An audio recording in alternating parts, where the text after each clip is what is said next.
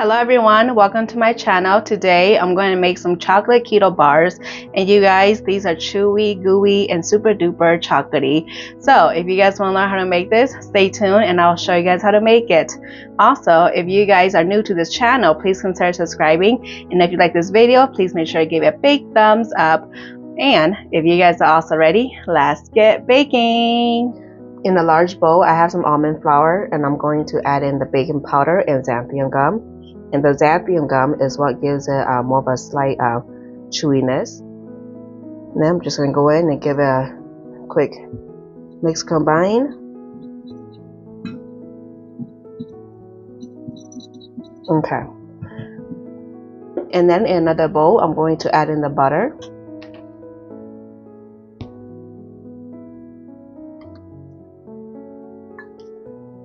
And then I'm also going to add in the golden sweetener,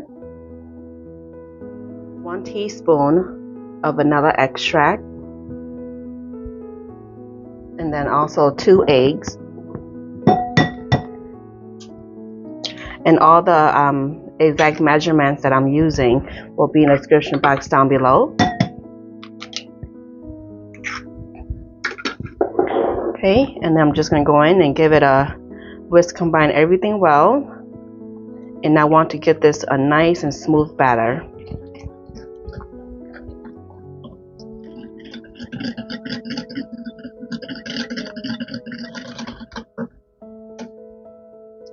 Okay. And then I'm going to set this aside for a second. And then bring in the dry ingredients. And then I'm going to pour the white ingredients over the dry ingredients.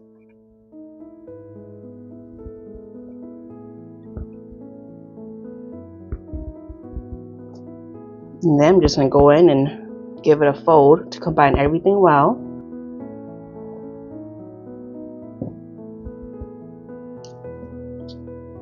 Okay, this looks good. And then I'm going to add in the chopped walnuts. You can use pecan too if you wish. And then some chocolate chips. And then I'm just going to fold it in again. This looks amazing already. Okay, this looks good. Okay, in my 8x8 casserole dish, I already greased the side and the bottom. And I'm just going to dump in the batter.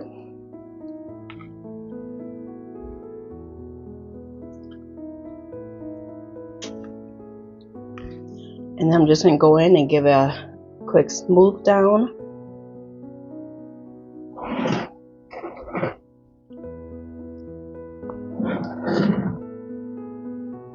Okay, make sure to preheat your oven to 350 degrees, and this is going to go into the oven for about 20 to 25 minutes or until the toothpick insert in the center comes out clean.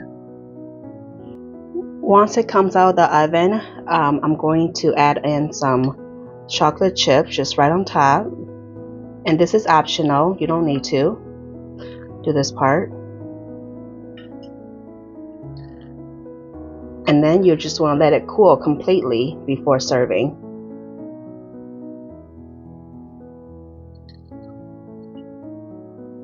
Here is the end result of the keto chocolate bars. I hope you'll give the recipe a try. The measurements are in the description box down below. Don't forget to like, share, and subscribe. Bye.